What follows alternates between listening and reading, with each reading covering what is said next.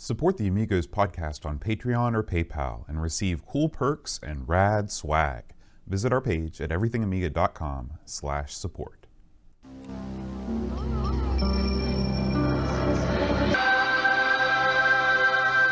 Amiga, the first personal computer that gives you a creative edge.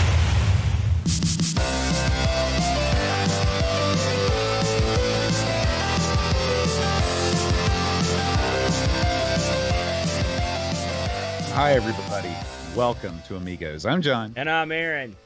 And today, Aaron, we're going to be talking about Mavis Beacon Teaches Typing. This is the inaugural episode of our new edutainment category, a term coined by your brother on ARG Presents. Yeah. Now, Aaron, I know that you have some experience with the keyboard. Did you take typing in school? Absolutely, Boaster. I am so old that I took my typing classes on an actual typewriter back when I was in high school. We had a typing lab back then, and so we all learned our typing skills on an actual typewriter, complete with going in there and erasing your mistakes, the whole 9 yards. Mm-hmm. I will say we did sacrifice words per minute for accuracy every time, because the act of going back and erasing the characters off that paper was just the dirt worst, Boat. Mm-hmm. Have you used a real typewriter much in your lifetime? In my typing class in high school, they still also had typewriters. Really? I never took typing because I came into school knowing how to type, because I've had a computer since I was 5 years old. I always pictured the people that were taking type were like the people that had to go to the speech lab, a little bit impaired, if you will. So I never took typing because I ruled at it, and I still continue to rule. And so, yeah, but I never used a typewriter much because, like I said, I always had a computer, but I've always been fascinated by them. I bought a typewriter when I was in 5th grade from a yard sale. And I typed up some articles that I was going to submit to the Hurricanetown Elementary School newspaper. Okay, so I was very proud of this. Do you know what I typed up, Aaron? I don't. I typed up some Mike Tyson's Punch-Out codes. I was like, this is going to knock him dead. It's going to knock him dead. Well, they published my article. However, they retyped it on a computer and printed it out on their daisy wheel printer. I was heartbroken because I was looking forward to seeing, that classic typewriter font and everything. Yeah. It wasn't there. And so that was the end of me and the typewriter. I'm going back to your comment about the dumb guys taking typing. I can tell you now, I was in class with there's always a few dumb guys in your class, right? They permeate into every facet of high school. And I can tell you right now that dumb guys or slack guys, they didn't get the job done in typing, because that was even typing was a little bit like band in a lot of ways. Sure. Like you had to practice a lot, and you could tell instantly if you weren't practicing, because you looked like a doofus and your paper was all jacked up. Yeah. And it's all about the fundamentals too. You've got to put your hands in the right place and everything. I understand what you're saying. Yeah. And when you make a mistake, I mean, I can't stress how difficult it was to fix. And to keep in mind that we didn't have any liquid paper. We didn't have nothing. You had the little corrective ribbon on the typewriter. Mm-hmm. Now, these were pretty decent typewriters, but I mean, you got to consider they'd been through wave after wave of jerky high school like weasels that have pounded on these things and thrown stuff on them and dumped pop on them. They weren't in the best shape. And it would take forever to type stuff. And I distinctly remember, I much like yourself, I had a computer at the house. So I was already a pretty decent typist on my own. But I had been using word processors on the Coco for years and years by the point I got to high school. And in fact, I had been turning in papers written and printed out at home with a printer for a long time. So, and don't get me wrong, the Coco wasn't what I would call a world-class, I know Curtis will chime in here, but it wasn't a world-class, thing to do word processing on, especially for someone who didn't know what a word processor was like me. And I just got the only program I could find that would let me print lowercase letters on the Coco, which was a terminal program. So all my stuff was typed in a terminal program for years. Right. But it worked. It was a hell of a lot easier than typing it on a computer on an actual typewriter. The funny thing is, when I started at IBM slash Amiga, I wish slash Lexmark in '93, they still had a typewriter line running, and they were still making tons of typewriters for a couple years there. So there were still people that were buying those I think they were Selectric or whatever IBM was making at the IBM time. Selectric. Oh, so those were made in Lexington. Well, some were, yeah. Wow. And I don't know if they were made there in their entirety, but I know they were assembled there. I continued to use typewriters in school all the way up through college. In fact, I typed my my graduate school application on a typewriter because I couldn't figure out how to edit a PDF at that point in my life. I didn't have the right software. I love it. And so and I purchased, my grandma, who's just turned 97 a couple months ago, still kicking, still sharp as a tack. She had an IBM Selectrix typewriter back in the day. And she always talked about how much she liked it. And I was like, one year I'm going to get you, I didn't say this, I thought to myself, I'm going to get her one of these typewriters. So I went on eBay and I bought one and I presented it to her at her house. And she's like, what's this thing? I was like, this is like your typewriter. It's like the thing you always said that you wish you hadn't got rid of. Yeah. She's like, yeah, I did say that, didn't I? It never got used because she's on her iPhone. She can text and stuff, Nobody's going to be using a clunky typewriter anymore. So that was a bad mistake. That thing weighed a ton too. Those electric typewriters, they are not light machines. Granny wasn't into retro, is what you're saying. No. Along those lines, my grandpa, my pawpaw, my mama lived up Cabin Creek, as you know. Mm-hmm. Pawpaw was the war hero. But back when they lived up Cabin Creek, he worked for the mines for so long that he was the guy that the mine sent out to go collect all the rents from all the people that were renting houses up and down the creek, there were tons because the mines owned all the property. Right, company town. Right, and so I was at Granny's one time, many times, and Granny had these huge, old school adding machines sitting around. You ever use one of these things? The thing, did it have the thing? It had the crank thing. And all it that had stuff? the paper roll. It had the big old buttons. This thing was an anchor. I mean, if it's falling, you'd kill you.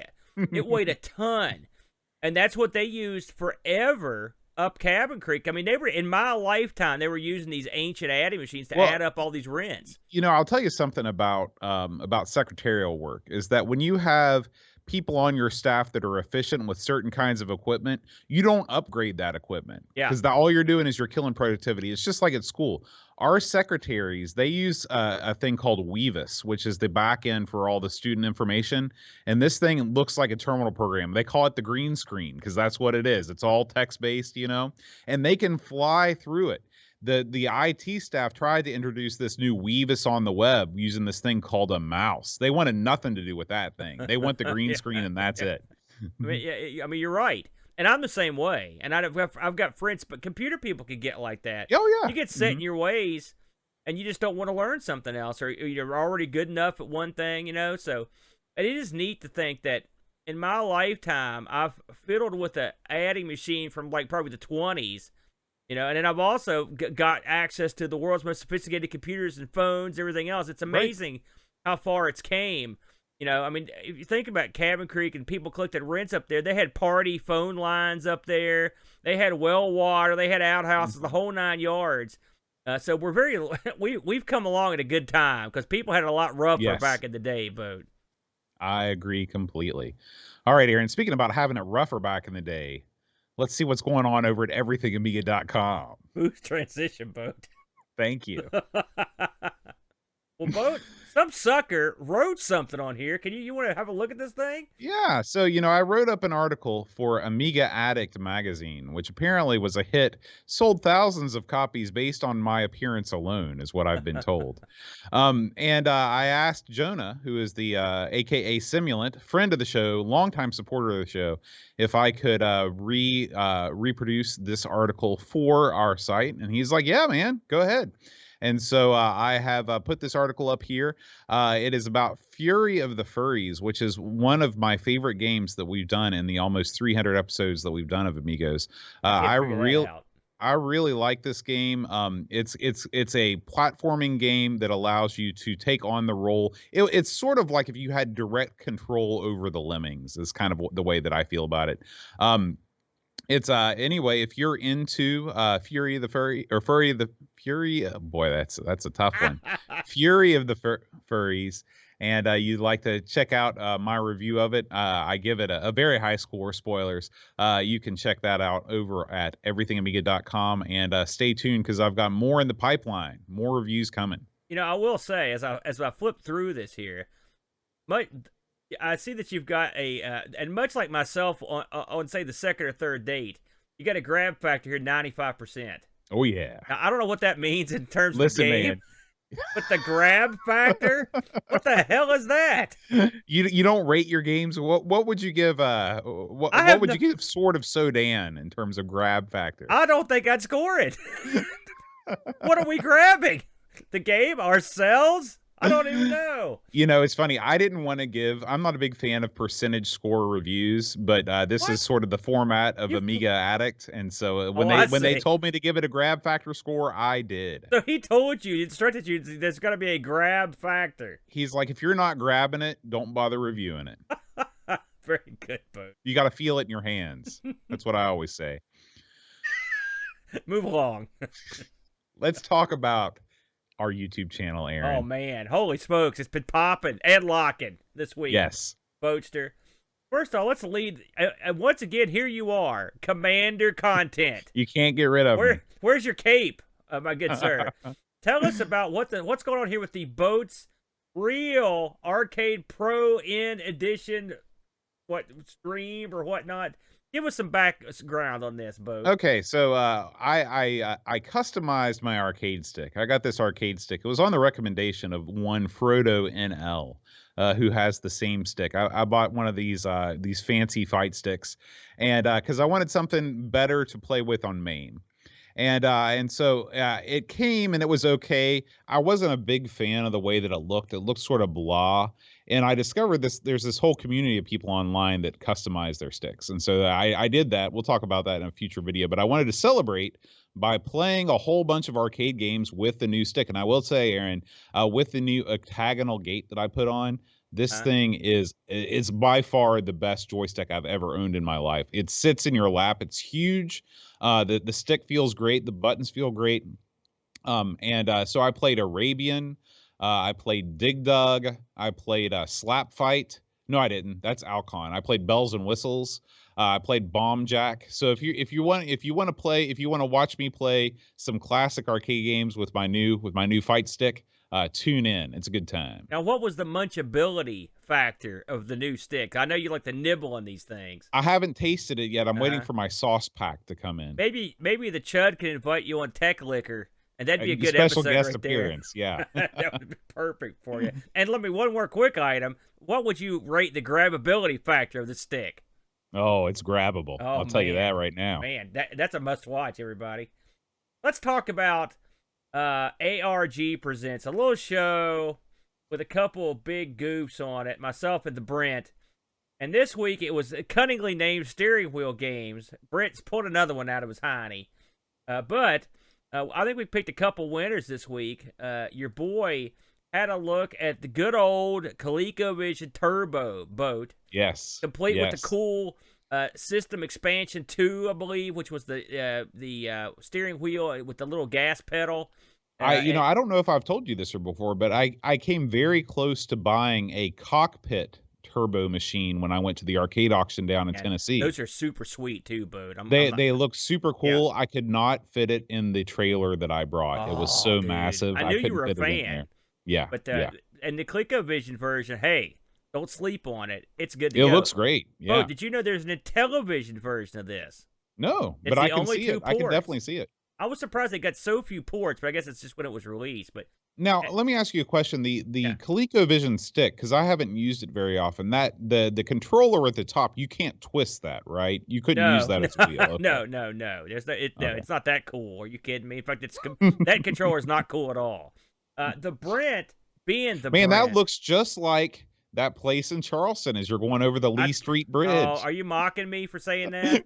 No, What a jerk. actually, when you said that, I knew exactly what you were talking about. Yeah. So I'm with you 100%. The Brent went bananas. Of course, he picked a game that had it didn't have a steering wheel, but a headache. He said anything would work. So he Mhm. picked this crazy game. I kid you not when I said I'd never heard of this. It's Yeah. called Hydra. And Hydra is one of the stupidest games I've ever seen. The backstory's stupid. The lead character's like a geeky Razor Ramon. And the missions are as dumb as they could be. But by God, this is a fun game. And I'll get to give Brent the credit on this one. This one came out of nowhere. And it's a good time. And it's an Amiga port, which I'll be sampling tonight on my stream. This will be one of the first things I try because I can't wait to try it on the Amiga. But yeah, so if you're into it's so funny because I thought exactly the same thing that you did. When I heard Hydra, I thought Hydro Thunder. Yeah. And I was like, oh, yeah, it's that jet ski game. Yeah, that's what I thought. It is not. There's the Crown Jewels that just rolled by. Crown Jewels of England. They float, by the way, in case you ever wonder about that. So, yes, if you're into wacky stuff, check out Hydra and Turbo on ARG this past week. Let's talk about a little something here, Boat. It's back. It's back. It's R. Sinclair, Boatster. That's right. And we picked a winner this week. Tell the folks. So this week we played Rock and Wrestle. This is one of the few, there's not a whole bunch of pro wrestling games available for the ZX Spectrum. I would say that this is undoubtedly the deepest in terms of its move set. It's sort of polarizing. There are people that will defend this game, and there are people that just absolutely hate it. So no matter where you fall, you're sure to find an opinion between the two of us that you can agree with. This is one of these games that it was ported to everything. There are some things that are better about the Spectrum version than the other versions, but it was a lot of fun to talk about because everybody loves talking about pro wrestling games, and it was slightly fun to play. I will say I mentioned this on the show, when I was a young man, the Commodore 64 version of this in America was called Bop and Wrestle. And it came in this like flat, like an EA style folder type thing, And on the back of it, it had pictures of every move, and there were like 60 moves. And this is an era where you got no moves, right? It was stunning. And but I was not very good at the game. But I will say I got much better at the Spectrum version. And I think it's for what it is. It's if you're a wrestling fan, it's as good as it's going to get for back in those days in terms of depth. And I enjoyed it, although the Spectrum version is not by far not the best. Let's move down the line here. Of course, there's a little video here of Boat playing today's title, if you want to check that out. We're going to move into this one, Boat. This is a little thing we recorded a while back. Ask the Amigos for this month. Yeah, Aaron, I'm beginning to wonder if we should just shutter all of our other shows and only do Ask the Amigos full time, because it appears to be the most popular thing on the network. I can't figure this out. I swear to you, I've talked to you about it. I don't know why people want to hear what we talk about, but by God, they come for that face that you just made. That's what I've got faces for days, and I'll make plenty more after talking to you. Look at this; it's like we're looking into our past with the kind of creepy, Boat. But I don't know what we talked about on here. I never know. It's always wacky, that's for sure. But we had a good time with this one. I don't think there were any technical faux pas, so I think we got through it okay. Yes, that's why we had a good time. If you straight up want to hear me and Boat just ramble on about weird questions for, I don't know, an hour, you're in. This one went just over an hour. We've had some that went even longer than that. So we always have a good time with those. And keep the questions coming for our Patreon and Discord folks. We always enjoy your wacky questions. So there you go. Absolutely. Speaking of wacky, Boat, I know a guy, and he's as wacky as the day is long. His name's Rob Flack O'Hara, or Whack O'Hara, as I like to call him. And here he is taking a look at a little title you might have heard of called NBA Jam, Boat. Now, when you see NBA Jam, Aaron, what setting did you play the most of your NBA Jam in? It was probably, it's a good question. I mean, honestly, I like NBA Jam. A lot of my friends like it, but I don't really think about playing with my friends with it that much. Mm-hmm. So I'm probably just sitting at the pad by myself playing it, I guess. What about you? Okay. I had the Super Nintendo version. I played that the most. I really like that version because they mapped the turbo to the shoulder buttons, Yeah, and so it made it real easy to access the turbo. yeah, I played that probably the most, but I remember that they had this machine over at the Chuck E. Cheese yeah. for a time, and I remember seeing it and playing it over there too.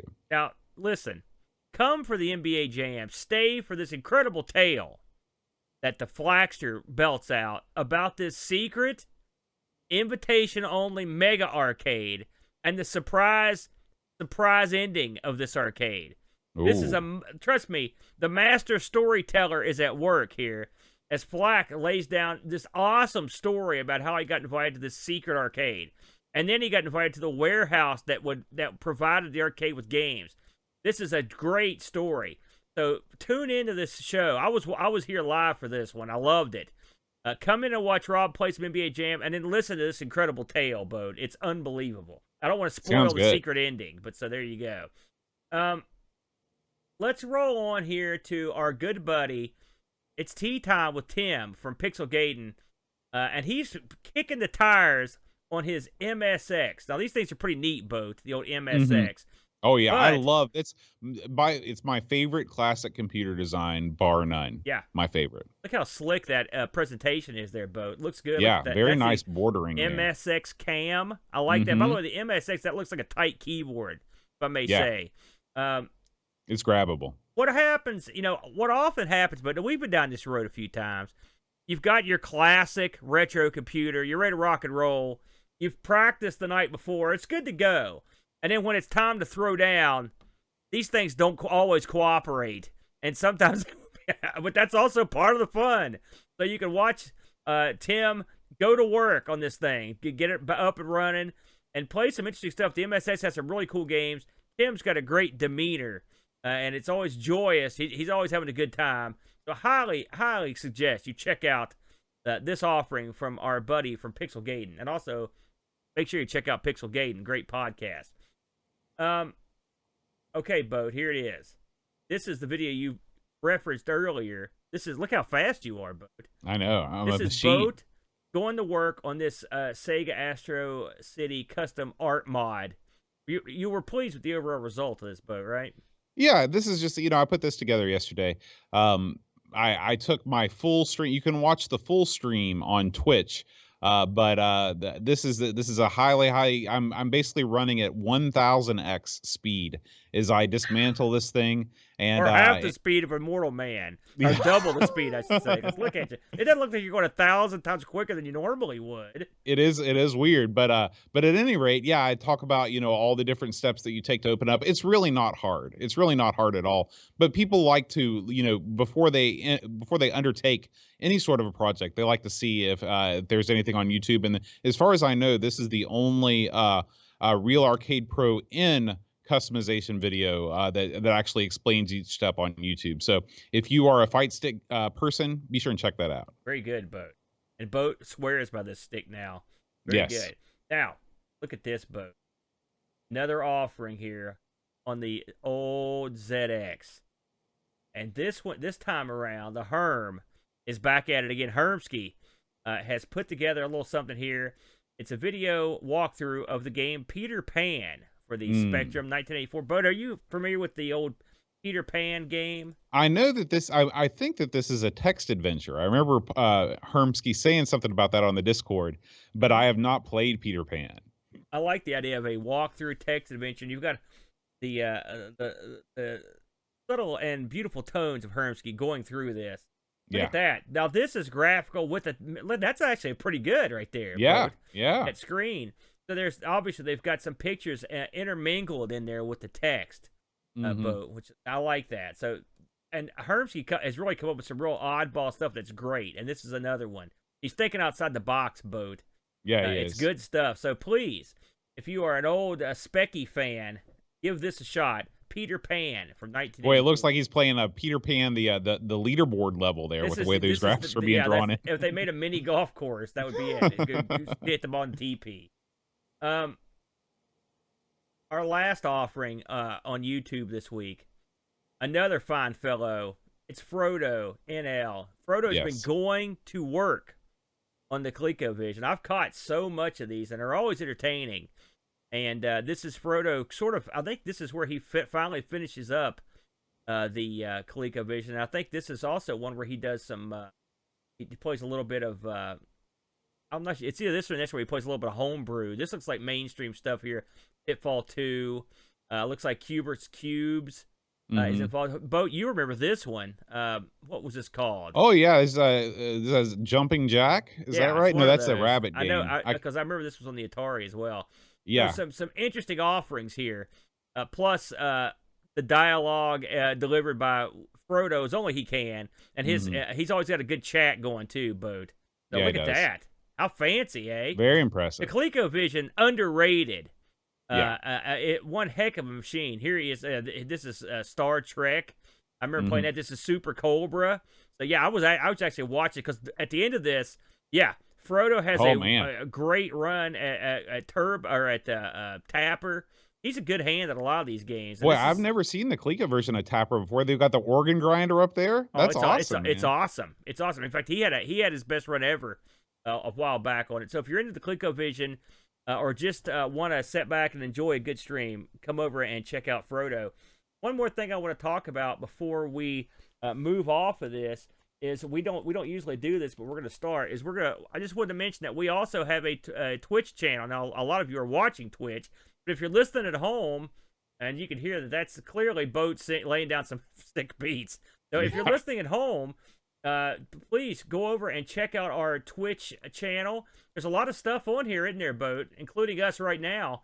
It's Twitch. If you want to watch the full versions of our shows, including if you think the ridiculous banter goes on way too long for the regular show, you ain't seen nothing until you've seen an Amigos uncut show. It's all banter all the time. That's yeah, twitch.tv/Amigos Retro Gaming, all one word. Check us out. We do a lot of stuff over there, including some streams that you're not going to see on YouTube. So we would love to have you come over and give us a follow. We'd appreciate it. There you go, Boatster. That's what we got. All right. Well, it's time to talk about this week's Amiga news. Summon the train. Amiga news. Gamble train. All right, Aaron. We're going to kick things off this week with this is a blog called the Amiga Gamer Blog. Okay, the Amiga Guru Gamer Blog. It's a gamer's blog for gamers, Aaron. Yeah, I've been here. Yeah. This guy has received the Great Guiana Sisters Special Edition. Now, this is of course, the Guiana Sisters, one of the classic games for the 8-bit computers. It was what all the poor kids played when the real kids were playing Super Mario Brothers. Oh my God. But people have a fondness for this game that no one can really explain, and they continue to publish it in various and sundry editions. And this one, it looks to be the most fantastical of them all. I will say I really like that artwork a lot more than the artwork that originally came with the game, which was slightly disturbing. So you can check this out. You can see everything that comes inside. And look at this. There's even an Amiga Gamer Blog quote on the back of the box. So that's pretty cool.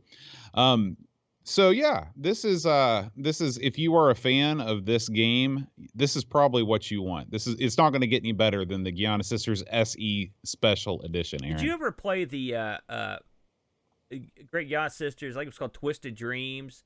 No, that was one that just came out not too long ago, well, it was right? 5 or 6 years ago. Yeah. I'm assuming that's the art style they've borrowed. But actually, as much as you rag on Guiana Sisters for the Amiga, Twisted Dreams actually is a real fun game, and with a clever twist. Me and the boy played it for quite a while, and I liked it. I think it's even had another one come on after that. So they've at least it's funny that you would take a franchise like the Guiana Sisters and move it forward with success. That pleases me. It also pleases me that you've got this special edition. You're good for these guys. It looks good. Look at that. I mean, that's a lot of goodies. It doesn't look like there's a lot of useless crap in there.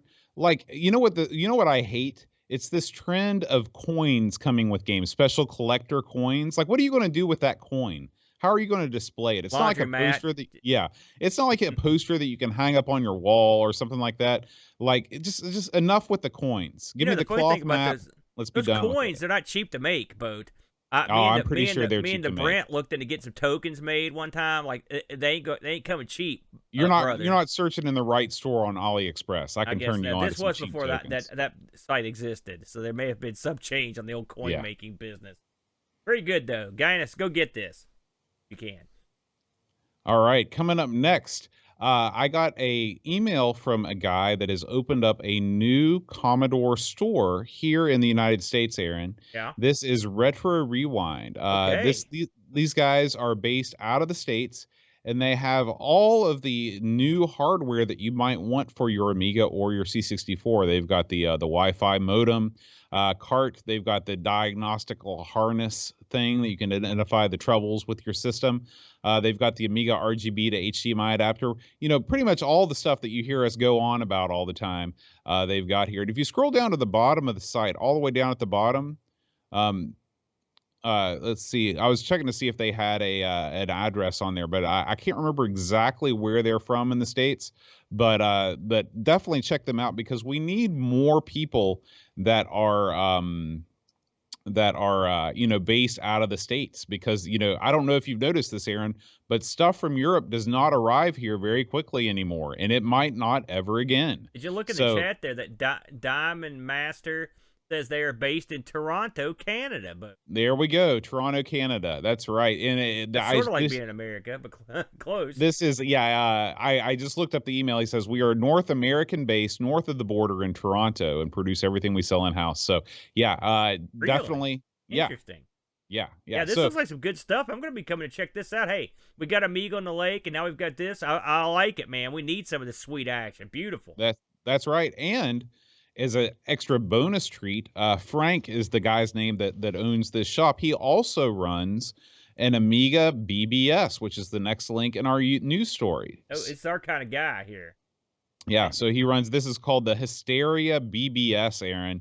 And he runs this off in an actual Amiga, still running to this day. So, he was been very cordial. He says if we see anything on the site we want to review, he'll send it our way. So, thank you very much, Frank. We wish your shop all the best, and maybe we'll come visit your BBS also. I will definitely visit the BBS because that looks. Hey, I'm down. I love this. It sounds like my kind of guy here, but yeah. All right, Aaron, our final news story today comes to us from the one and only Pixels at Dawn, who shared this on the Discord server earlier this morning. So, Aaron, Norway is kind of kind of known as being the most Amiga centric of all the Scandinavian countries. I think that's absolutely from time immemorial. But guess what? Those days are over. Sweden, Aaron. Sweden is popping off. Okay. Right. Yeah. I'll tell you why. Oh. Because this guy, his name is Pixel Shade, Aaron, and he is a Swede with a plan. He has developed a Commodore. Look what you're seeing right here. This is an A1200 running this demo. Look at that smoothness as it scrolls across the screen, Aaron. He is developing an A1200 version of Street Fighter II, and it looks amazing. As you know, Street Fighter II didn't receive the best port in history on the Amiga. What this video talks about is why the port was not good, and what the things that could have made it better, and just talking about how the Amiga works and why especially the Amiga 1200 could have easily delivered the best home conversion of Street Fighter II in existence. And so what this guy is doing is he's recreating that, step by step.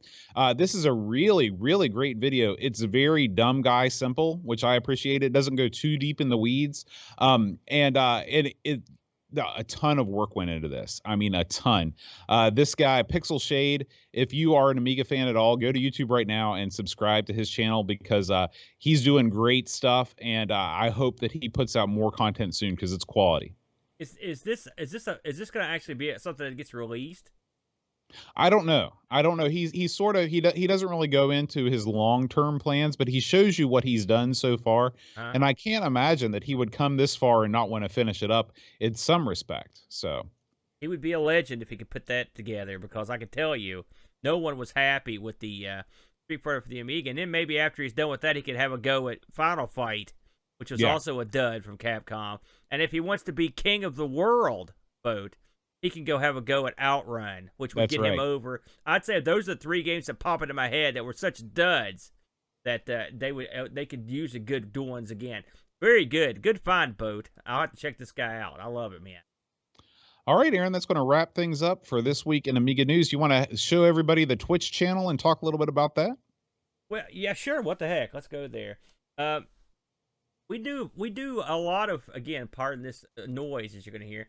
We do a lot of streaming on Twitch that never makes it to YouTube. You may have noticed that we've got a lot of videos popping up on YouTube, and so what we do is a lot of the stuff we just never bring over. And like Boat said, a lot of it straight up is just stuff that we made, and there's a lot of behind the scenes going on. If that's your bag, if you want to see me and Boat fight about stuff, or adjust cameras, or figure out what in the hell we're going to talk about, volumes. Or sometimes we just do streams. For example, I did an impromptu 2-hour an Amiga stream last night for fun. I had a real good time, and I'll be doing another one tonight. But we stream on there all the time. Last week I did a TurboGrafx 16. Pretty much I stream every Friday, so that's a good reason to come over. You can also watch me and the Brent tape our ARG Presents on Sunday mornings at 10 a.m. on Twitch. That's always fun. We usually get a good crowd. So there's almost always something exciting going on our Twitch channel, isn't there, Boog? Yeah, absolutely. Yeah. So check us out when you get a chance. Twitch.tv/Amigos Retro Gaming. You got it, my friend. We've put it off long enough, Aaron. I knew you were going to say it. It's time to delve into the world of Mavis Beacon Teaches Typing. Oh, man. Well, we might as well go for it, Boat. I want to start out. The footage you're seeing here, if you're watching this video, is Boat getting this thing up and running. And I will say, one of the things that I thought was hilarious is if you watch the beginning of this as it boots, yes, Skid Row cracked Mavis Beacon. I don't know, something about that just amused me when it came up. It's a Skid Row joint. You know, let's talk typing, Boat. Mavis Beacon Teaches Typing. Released in 1988 on the Amiga. Now, this had a release originally on the PC. That was a year before. Published by EA and developed by an outfit called Software Toolworks. They actually did a couple games on the Amiga, believe it or not. Didn't recognize their name. They did a game called Cribbage King and Gin King, right? Which I thought you were the Gin King, but your throne's been usurped. And then you've also got Life and Death, another one of theirs, which I've never heard of either one of those, Boatster. Just a little bit about Mavis Beacon was the biggest thing that ever came out of Software Toolworks. They actually got bought out in 1994, and in March of '90, they were acquired by Mindscape, and then they acquired Mindscape, and then '94 they were acquired by a place called Pearson for $500 million, and then they were totally renamed Mindscape. So effectively, they became Mindscape. Which I thought was kind of neat. Yeah, it's interesting. The Pearson connection makes sense because I believe that they're a huge educational publisher. Really? So I never heard of them. Good for you, Bo. Yeah. Way to jump in there. This was originally programmed by a guy named Norm Worthington. The Amiga version was coded in by a guy named Scott A. Martin.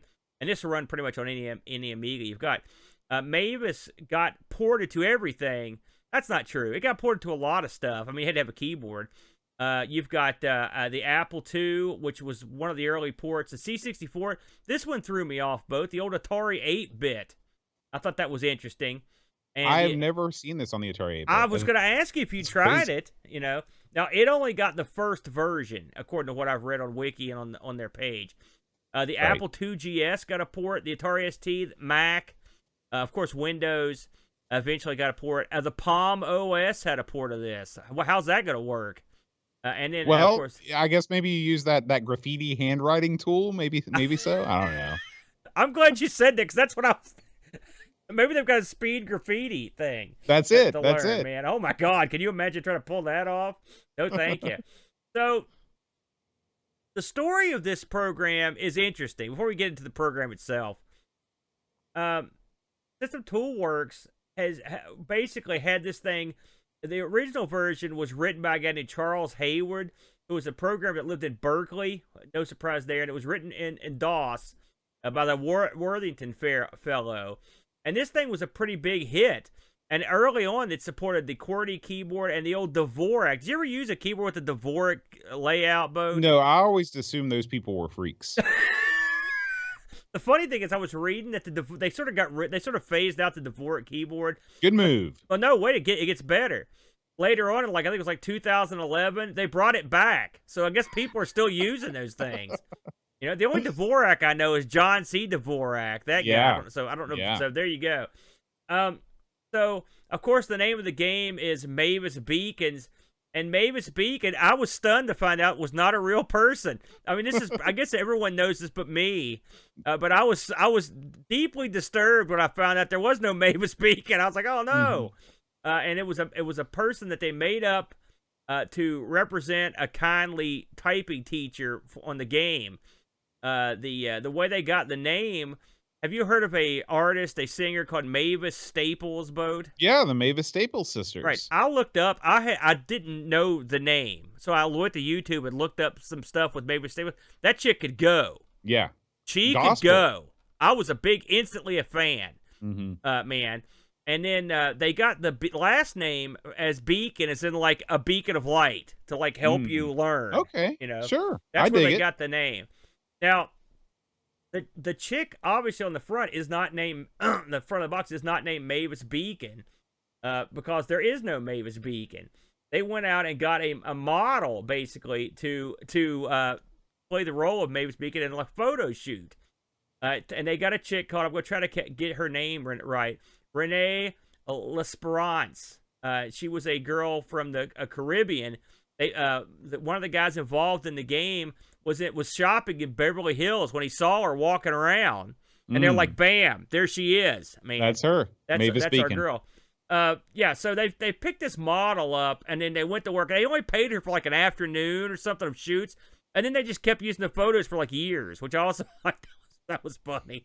And eventually, people lost track of this chick. She just went back to the Caribbean apparently, and then she was just gone. So, and they actually got other people. Nobody knows what happened to her. They got other people just before, they got other people to play Mavis Beacon later on. So apparently, that's kind of weird. I mean, I don't know. Maybe she just wanted to not be in the in the public spotlight. So we put it off long enough, Boat. Let's talk about this goofy thing.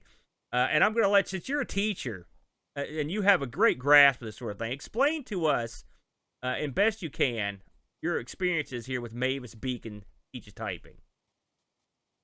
Well, this game is designed as a systematic process of teaching you typing. So what you've got is you start out very easy with just a couple keys. You learn about the home keys, and you slowly work your way through these lessons. And the lessons take the form of basically a static screen where you're typing on words with a keyboard underneath you. Or you can play a game, and the game is that you're driving a car and the words appear on the screen, and whenever you type, the faster you type, the faster your car goes. When you make mistakes in the typing screen, you get a little doo-doo-doo kind of sound that tells you that you've made a mistake. When you make a mistake in the car driving game, flies hit your windshield and obscure your view. Of course, that doesn't make any difference because you're not actually needing to look out your windshield, but that's just how they graphically represent it. So in this game, you have a bunch of different options. You can choose whether you'd like to have, single word or sentence practice, the amount of difficulty of the words that you're asked to type. You can change the mistake sound if you want. You can change the victory sound if you want. You can choose to play a game every time. Basically, all of the exercises can either be done in game form or on like static typewriter mode with the screen inside the screen, basically. There's really not much more to talk about with this game. It gives you a bunch of ways that you can improve your typing. When you complete a lesson, it tells you what your words per minute are. It saves your progress so you can track it. You can look at graphs where you can chart your progress. This would be an excellent tool for the classroom, and I'm sure it was used in the classroom because teachers could have students register accounts, and they could, and the teachers could look at their progress and see if they're actually, getting better or not. And they can see, what they've done in class to make sure they're not just wasting time playing solitaire. So this is, for what it is, in my book, this is an okay game. I before I give my sort of my indictment of this game, Aaron, I want to let you talk a little bit. Tell us what were your thoughts on Mavis Beacon? Well, I actually I was pretty impressed with this. I think everyone's heard of Mavis Beacon, but I'd never ever used it ever, Boat, until this past week. It's funny, we both loaded this up last weekend, right after the show, and we're chatting about how fast we could type. And then other people got in on the mix, so we sort of made a game out of it, all things considered. But I logged into this as an intermediate typist that lets you pick whether you're a beginner or an experienced typist or somewhere in the middle. And it actually is a pretty impressive bit of kit in terms of working with you to understand the home. Like at one point, I started completely from beginner to see what it was like. And it starts out by simply teaching you the home keys, teaching you, training your hands where to go on these home keys and using them as a base. And then it expands outwards. And eventually it gets into stuff like using the shift key occasionally. Then you get into the numerical keys, the special keys, using the shift key to do stuff. And all the lessons are tailored to focus on a certain area. And then occasionally they will mix it all together and they will appraise your performance. And they'll give you your adjusted words per minute. There are also areas where they have like a cadence that comes up that will help you. That kind of tells you how fast you should be typing. It gives you sort of a cadence to go along with it, which I liked. Really, the game aspect of it. It's funny. There were two versions of this on the Amiga, version 1 and version 2. Me and Boat played both, and we'll talk about version 1 in a minute. But we played version 2 because we'd heard that there was I'd heard there was a second game in here. Well, we didn't get the second game. All we get is the car racing game, and it's the same pretty much in both versions. With I think we should talk a little bit about the quote unquote car racing game. Yeah, because the way that they did this is not good. They could have made this a lot better if they would have put more game in the game. Okay, so what happens is basically you start out, there's a car beside you. As soon as you start typing, that car disappears. And what you are doing is you're just typing as fast as you can, and you see your speedometer speed up as you work your way through the words, depending on how fast you're typing, and your time ticks down. What they should have done was either put more cars on the road. Now, I understand you don't want to make it too distracting, but at this point, why even bother having a game at all? Because there is no game here.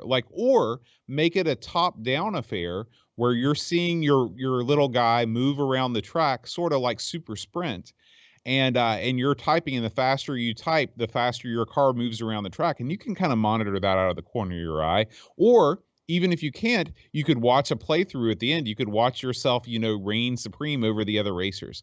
The game part of this game is the worst part of the game. It's funny. It's not good. All right. But I don't know if there was some sort of predetermined reason to not put anything that good in it. If you look at, hear me out. Listen, guys, they're sitting around the table. We don't want to really put anything that good. No, I'm talking about arcade game wise, because maybe they didn't want to have a misperception of the game. People to think, okay, this is mostly a game. I don't know. I don't know why it sucks. I get what you're saying. But I'm looking at the bullet points. I found the box. It's funny, a lot of the places where I looked for the box for the Amiga version, they had the bullet points and stuff for the PC version, but I actually found someone on eBay that was selling the Amiga version, so it's got the Amiga bullet points. And one of the ones on the back it's got here is Road Racer Arcade Quality Typing Game. That's a lie, okay? It is not arcade quality. Not any arcade I'd want to go to. I can tell you that right now. It's not an arcade I want to visit, that's for sure. Listen to these bullet points, Boat, before I'll get back to okay. Stunning, fully detailed 2D and 3D graphics. All right, that's a bullet point. Stunning is the word that comes to mind. Lifelike keyboard and learning aids. What's that mean? Lifelike keyboard? What is that? Guide hands. They go over about that. Musical tempo typing, which is that beat we talked about. Yeah. 20 colorful graphs. I like how they've really made this sound like it's a tour de force of multimedia here. Now get this, joystick or mouse control. I have to say I didn't try controlling this with a joystick. No. So that I thought that was kind What of would you control? I guess you would control the cursor that you're moving around. yeah. So okay, It okay. also mentions that it comes with a free resume writer, which I want to talk about that here in a minute. But getting back to the card game, I thought the card game was okay. When you play the game, as you type words in that float across the screen, your car will speed up or slow down depending on your words per minute average and stuff, and how many mistakes you make. And I thought it was fun. I mean, if I was a kid, I would probably enjoy it. I mean, to me, it wasn't much different than any of the other parts. It was a little bit harder because the words were kind of cloudy, the weird looking, the way they have the font or whatever they use is kind of weird. But I mean, it was okay. I mean, it was no great shape. Well, here's the thing. This is going to be, if you're a kid, using a piece of software that does this is a lot more entertaining than like setting an egg timer and you typing and, having to compute all that Yeah. stuff by yourself. When this came out, this was sort of a novel thing for a computer to be able to automatically rate you. That's something that was, kind of cool. And it still is kind of cool today. So I was thinking, because my kid can't type a lick. And despite the fact that he grew up with a keyboard in his mouth, much like most kids do. Well, here's the thing. I mean, it's the same thing with my middle school kids. They can't type at all, and it's because they don't type, because they don't need to, because everything is on their phone. They never need to type long form anything unless they're writing a paper. It's Well- not like back in the day where I spent my formative years in chat rooms or, writing online journals and things like that. Like when you're typing an ICQ and you're trying to hammer your point home because you're right and everybody else is wrong, you better get your words in quick. Yeah. I'm going to use this actual version for the kid. I've already got it set up. I'm going to put him on it. And because here's my reasoning. His handwriting is horrible. Okay. Mm-hmm. And while you may be able to communicate on the phone halfway decently, you're going to have to learn how to type, because when you go to college, you just have to know. So he's going to learn to type. And I will say, I think this does a good job as a typing tutor. I think this is outstanding. Now, Yeah, have I I agree. used a ton of typing tutors? Absolutely not. Okay, but I improved my typing skills or re-upped them a little bit just by using some of the lessons on here. Like it will have, if you're a good typist, it can specify, it will pick out your weaknesses when you type something in. It says, okay, you need to work on your symbols. You need to work on your numbers. You need to work on using the shift key, whatever it is. And you can it will put together lessons that are built specifically for that problem. Yeah. That part of the game, which again, the game is in quotation marks here, is very smart. I noticed the same thing. I wanted to ask you about the tempo exercises. Yeah. I couldn't quite figure those out. I figured as a musician that I would take to that immediately, but I couldn't figure out what was going on there. Well, as like I said, the bullet points refer to that as the musical tempo typing with an on-screen metronome, which it does have. That I found that goofy too. I've never ever typed to a cadence.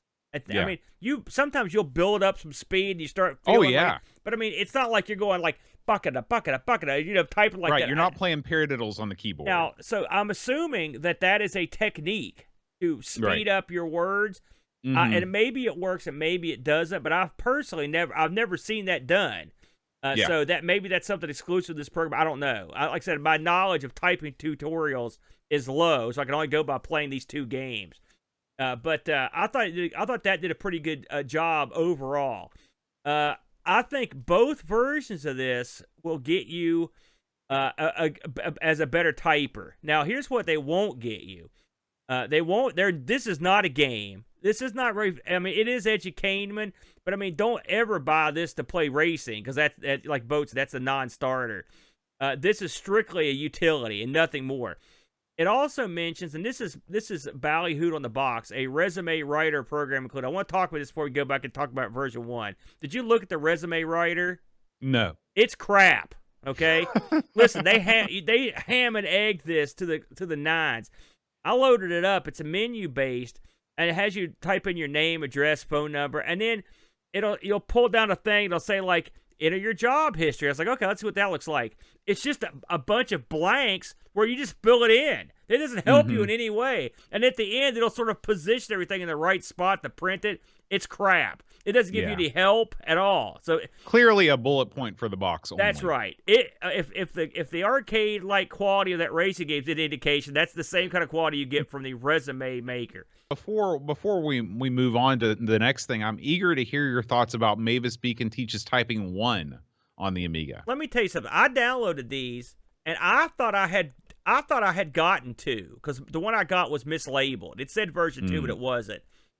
And I watched your video, and I was like, "What is Boat playing here? This looks totally different from what I was playing." And it was. You were playing 2. And it turns out I had been playing 1. Well, 1 looks so much better than 2. Yes. It's a I'm much so better. glad you said that, because I thought the same thing. 2 is, I mean, I can't say if it's a step backwards in terms of the tutoring, okay? But in almost every other aspect of the program, it's a huge step backwards. Like every bit of it, it's clunkier. It's so much uglier than the first version. It's so much less Amiga than the first version. And what they did was, and I did a little comparison video here. I'm going to scoop over to. What they did was, for the second one, is they did like pretty much a straight up port of the PC version of the time, and the PC version is crap. Okay, and so the original Amiga version, it looks like it was actually made for the Amiga, like with your Amiga in mind, as opposed to just a PC Windows version they showed on here. The first one is much better, in my opinion. I even like the driving thing better, because the first one doesn't have the bugs. The first one is, if you're going to pick one of these to use in 2021, you're going to want to download version 1. That is the superior looking one. It's a more pleasant experience and a more enjoyable program. Avoid version 2. Again, we played version 2 strictly on the basis that there would be an extra game. Apparently, on some of the other machines, they got a grocery game that you could be played on version 2, but we did not get that. So we sort of got screwed on that one, didn't we, Bode? All right. So here are the Discord reviews for this week. So every week we invite our Discord community to share reviews from the game. The first one comes to us from Graham W. Vebke. He says, "What do you mean Mavis Beacon doesn't exist and isn't a teacher? Next you'll tell me Betty Crocker isn't a baker. I've spent many hours improving my typing skills with Mavis. I learned all about the home row and improved my speed and accuracy. I've used this application on numerous systems, including the Apple II and MS-DOS. Revisiting this again now on the Amiga brings back a lot of memories. The one thing for me that sets it apart from the other typing tutors is that you can set a goal and the number of game elements to make it more fun or serious. This makes it approachable to children and more serious for someone really wanting to improve their typing. To think that over 35 years later, this series is still available through Boderbund on the PC. This is a tribute to its original designers and the formula they derived.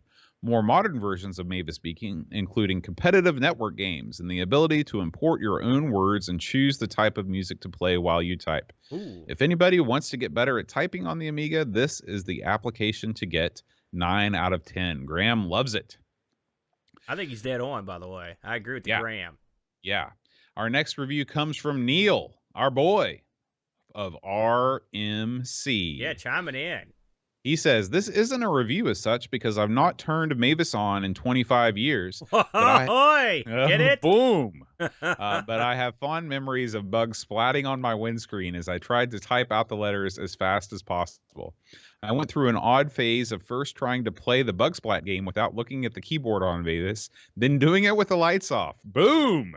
So I couldn't see the keys if I wanted to, and then I moved on from Mavis to typing in a word processor with my eyes closed to see if I could type out what I wanted to accurately. I was a strange child. No kidding. I did a lot of typing with my eyes closed. It seemed to work, though." What the hell was that? That's not a review. That's an indictment. What that is. What's going on over there, Neil? Chris Folds writes, "I feel that Mavis Beacon Teaches Typing is part of the foundations that I built my entire adult career and life upon. As a kid, I was getting into computer programming, and I was frustrated by the speed I could type as it was slowing me down. Mavis taught me to type, and the rest is history. Sure, it's dated, but it represents an important part in history in my life, and the fact they were still making they're still making modern versions shows how good it was. 8.5 out of 10. And then Neil posts a picture of Mavis Beacon Teaches Bar Brawling. That is, I guess, what Mavis moved on to after that. So that was what Neil moved on to after his typing I never exploits. knew Neil was so passionate about Mavis Beacon. I'm looking for that to show up in the cave here soon. I hope so. I hope so. All right, let's wrap it up here with Mavis Beacon Teaches Typing. The battle for the Parasol Stars of the brightest shining star in the Parasol Stars universe is hot and heavy. There are people playing this game to a level that I have never heard of before. It's insane how good people are at these games, Aaron. So that battle is currently ongoing. Scores in the millions. And then the Specky High Score Challenge also continues to roll on with Daily Thompson's Decathlon. So if you're a member of our Discord community, why not jump in and post your high score on either of those two games? We'd love to have you as part of that. Each week each time we do this, each game gets a little bit more entries. Before you know it, we're going to be right up there with Twin Galaxies as the authority for high scores, Aaron. Just as crooked too. That's true. That's true. All right. Let's see. Probably we should let's start off by thanking our Twitch subscribers because they are with us right now. A lot of them are. Of course, you can subscribe to the show on Twitch. It helps support the show. You get access to our Discord channel. If you are an Amazon Prime subscriber, you can sub to our channel for free, and it helps us out financially. So that's a really cool thing to do if you'd like to do that.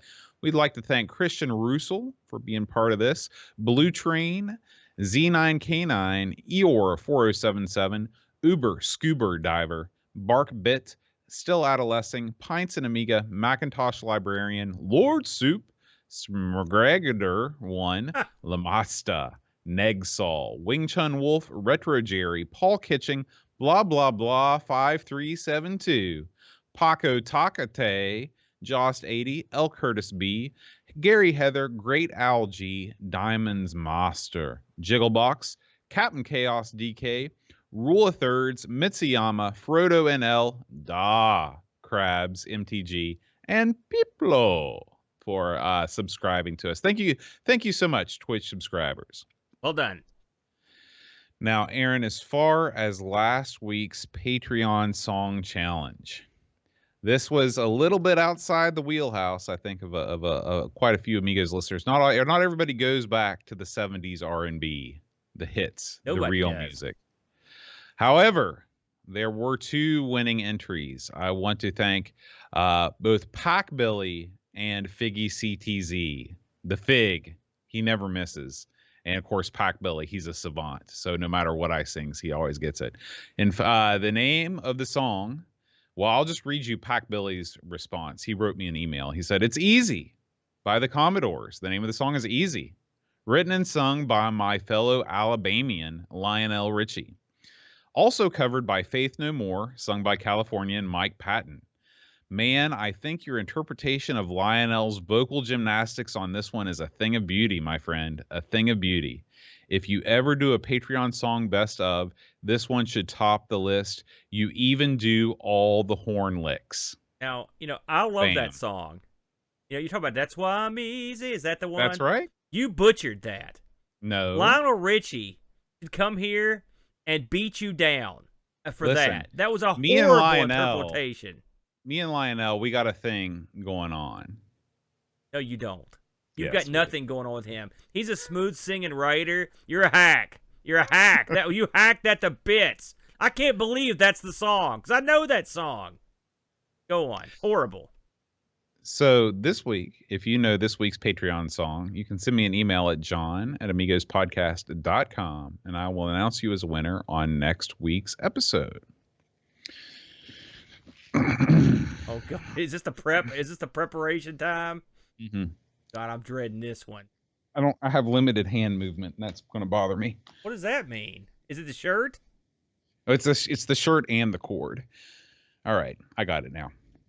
Daniel Crabtree, Super Fam King, Crazy Loomis, William Vertner, Scar, Heavy Systems, Bundy Frag, Lord Mark Byland, Olaf Hope, Permsky, Jonah aka Simulant, Ethan Little, Alien Breeder, Dave Velociraptor, Cowbird Boy Langdon, Luke Hudson, John Cook, Bomb the Base, FrodoNL, Solon, Sizer, Tech Mage, Jurgen, Mr. Cola, Daniel Williams, Bernard Lucas, Jerry Dennington, Zorglub, Commodore Kid, Reflection, Simon, Ledge Captain Crispy, Kilobytes and Caffeine, Gary Heather, Free Lunch, Kate Fox, David Pickford, Cameron Armstrong,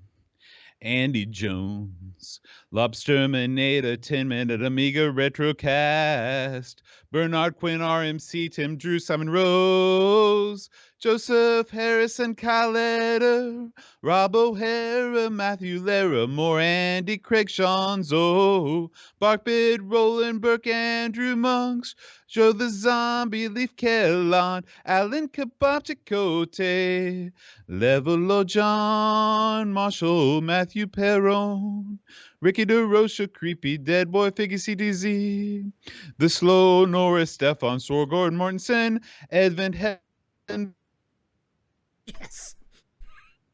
Linda Ravi, Abbott, Chris Falls, Rico, Lauren Giroux, Graham Bebke, Adam Basby, O'Brien's Red Vintage, Gary Hacker, Paul Herring, Styles, tapes from the Crypt, Josh, Nat, Adam Bradley, Jonas Rulo, THT, Eric Nelson, Kim Tommy Humbertstad, Daniel Bingston, Bruno Barracuda, Darren Coles, Jason Warrens, Pixels at Dawn, and Kjol Bjorn Bar. Man, the one time the internet doesn't go completely down. Listen, I brought the internet back. I just rolled fiber with my voice. You did. Let me tell you something. That was just the dirt worst, dude. I thought last week. I have no idea what that was. That clapping was just thrown in for effect, surely. That couldn't have had anything to do with clapping. That's the hand movement. The hand movement helps. I noticed you move your hands over your head like Kermit the Frog when he gets excited. Let's go.